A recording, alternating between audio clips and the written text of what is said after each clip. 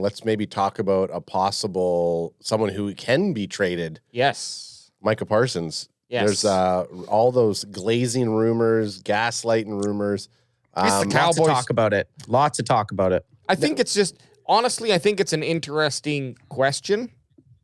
But for us in this room, I'll answer for us all. You resign the motherfucker and you bring him And back. now, like tomorrow. Sign him now. Yeah. Yep. Sign them. And he's saying he'll take a pay cut to go get other people. So be like, work with them a bit and be like, what do you want us to aim for? If you could save $10 million on Micah Parsons per year and go out and get 2 free agents with that, or 1 very good free agent, why the hell wouldn't you do that? And I think it comes down to a power thing. Like the Joneses don't want to be like, okay, we're playing, we're giving the player a little bit too much say in what we're doing. And I think if Micah does take less money for the Cowboys to sign other players, he instantly moves up on my respect board because, like you said, but $30 million or $40 million, I'm still going to make a lot of money. I make a lot of money outside of football anyways. Like I want to win championships. And just today it was leaked that he said if by 30 years old, he hasn't won a Super Bowl, then yeah, he will look to go somewhere else. And I respect him saying that even. Like he knows what he wants. He's playing in the NFL, not to make money. He's playing to win a Super Bowl. So I think you try to load up right now. Sure, maybe the Cowboys don't make the postseason. Maybe they do and get knocked out in the first round. But you still have a window with Micah Parsons, CeeDee Lamb. So you still got to try to do it. You could look at Micah as being the Dak Prescott on the defensive side of the ball. So if you flip the script and say this is what Dak is saying, like what would the answer be if Dak was like, "Hey, I'll take a lesser contract. You go out there and get me some dogs." I mean, which he should have fucking said that. Which he should have. He should have taken $50 million a year instead of 60. Take $55 million. You greedy fuck. But just to your point of that's a gift that a player is giving you because the ultimatum is fine. Then I'll put Micah Parsons going to free agency. He's going to get the highest contract there. You don't want to let him do it. Dak Prescott's probably going to get a higher contract or a really reasonable contract from another team that's going to make him happy if the Cowboys don't want to play ball. So Dak would have probably got close to what he got paid by the Cowboys, but I like not in this year but that's a terrible Cowboys. Coming off of last season before re-signing him, like coming off being in MVP contention before this. Oh, season, sure, yeah. He would have gotten close if he went to if he tested it. Yeah, if they would have cracked him if you got him. If you got him. Not to like. So yeah, we're all in the agreements on. Now the question is, should they? We say no, but I would like to know if Parsons was like, I want out of Dallas, and what would you be looking to get back for him? Oh yeah, first round this year and a first round next year, 2 like first minimum, and then probably even a third or a fourth next year or this year. Like you have to if you're gonna let that guy go, because these first round picks are never guaranteed, and it would have to be a team with like a top 10 pick. Are you like it wouldn't be a first round in like a 28th pick. In the first round, it'd have to be like a top 10. Now, Cleveland Browns would have to want to trade, or like the New York Giants. Other than that, I just don't think it's worth it because the draft at the end of the day, you're still gambling. Yeah, you know what you're going to get from Micah. You saw what this defense was this year without him on the field. It was noticeably worse.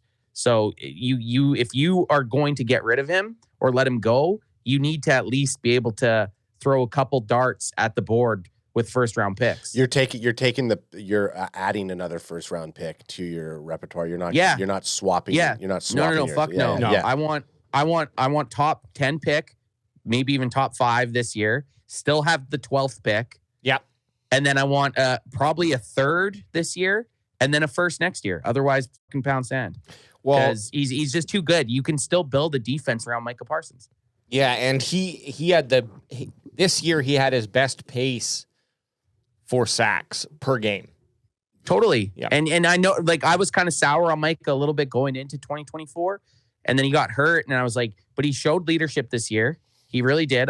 He seemed like he gave a fuck. He wanted to play. He was really trying to get to the postseason. And then on top of that, everything he's saying right now, makes sense, and he played well when he was playing. So I honestly think you sign him as soon as possible right now.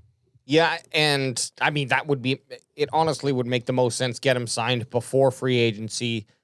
If he's going to give us that sweetheart deal, then you do it. And maybe the deal's more like, okay, hey, instead of 5 years, sign me for 4, but I'll take $30 million instead. And then if things aren't changed by then, we can start talking about a trade in 2 years or something like that. Well, but look at those stats. If you looked at that and you just covered up the column of games played, his stats, although they're lower in 2024, they look pretty much on par with his full season stats. Had you extrapolated that 13 games to 17 games, he would have had the most sacks and probably the most forced fumbles too, by like maybe 1. So what's nice to see is he's not just having these early good seasons. He's been very consistent throughout all of his seasons. I do want to see like, 16, 17 sack season though. Yep. Coming up. How old's he right now? 24, 25? 25 years old. Born in he's 25. Like he's still got lots of good football left in him, man. Born in 99. And let's keep in mind too, 2022, 2023, 2024, I believe, if I have this right, different defensive coordinators. Yeah. Well, he's had Dan Quinn. No, just Dan Quinn and Zimmer. Right. So this year will be his third. He came in with DQ. So this year will be his third. So, anyways, it's just nice to see that he can work in those different environments too. If you are looking to trade Micah or sign him, those things need to happen before free agency, because if you do anything after the fact, any of the benefit from that move is going to be missed, because now, okay, you have the extra money, or you have the extra picks, which you could use to trade for player in free agency as well.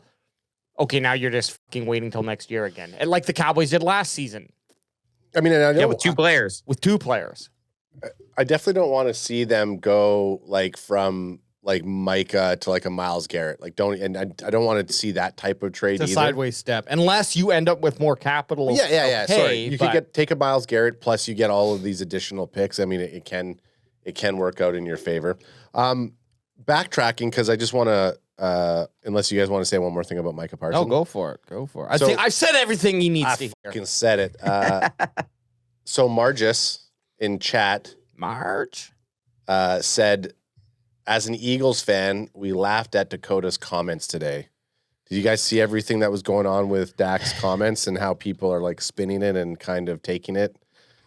I mean, why wouldn't he? The comments essentially him saying that the Eagles won and now the Cowboys, it's their time to rise up. I mean, as a guy coming off a season-ending injury, what else is he supposed to say?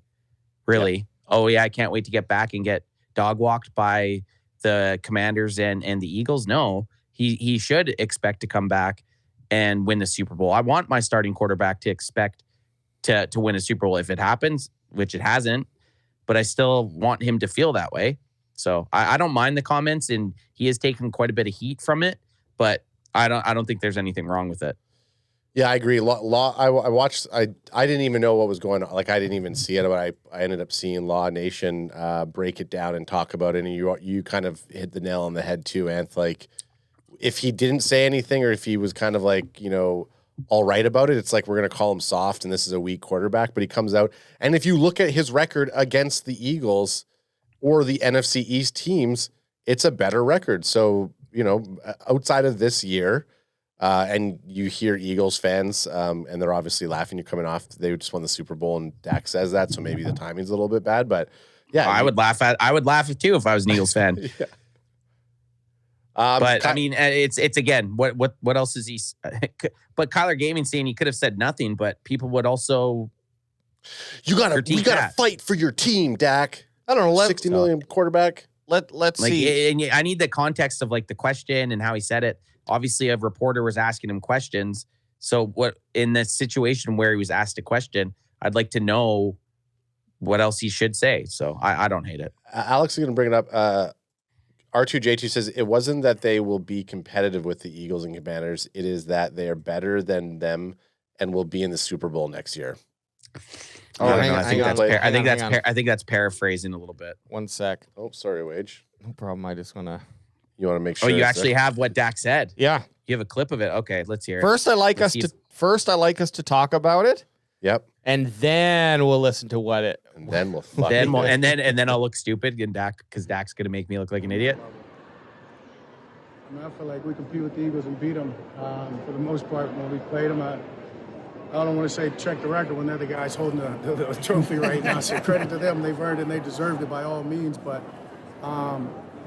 yeah, very close, especially even watch the NFC game, the NFC Championship. And those two teams that we battle against each and every year a couple of times. And as I said, feel confident about we've gotten the better part each and every time. To see it in such a dominating fashion, credit to them. It's our turn and it's on us. All right. I honestly don't think that's bad. Call me a Dak rider. And this is the thing. The Cowboys did beat the Commanders this year with Cooper Rush. The Cowboys almost beat the Commanders a second time with Trey Lance and lost on the last second play. So I don't think there's much to say about that. Dak Prescott has literally owned the Commanders. And like he said, it's kind of funny to say it after the Eagles are raising a Super Bowl. But what else is the dude supposed to say? Oh, yeah, I'm going to bow down and bend the knee to the fucking Eagles and the Commanders? No, I'd rather my quarterback say this right now and go out there and see what we got. But I don't think there's too much to laugh at, but I could completely understand why Eagles fans are laughing at it. They're holding the trophy right now, and Dak saying that it's their turn. So it is funny as an Eagles fan.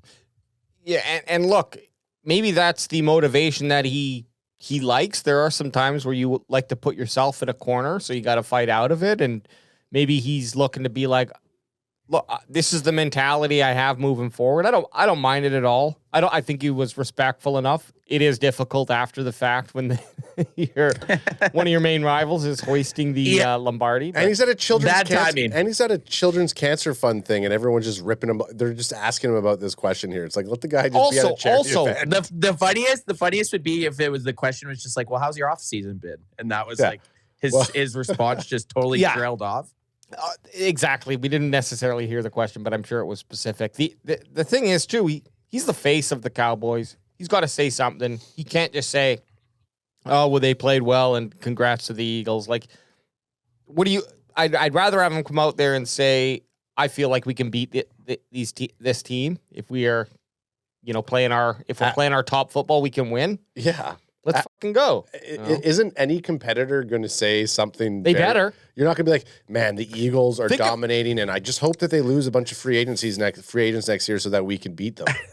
I hope my leg stays off the bone for next season because I definitely don't want to play the Eagles. A completely different sport and competition because it's one-on-one. But think about UFC all the time.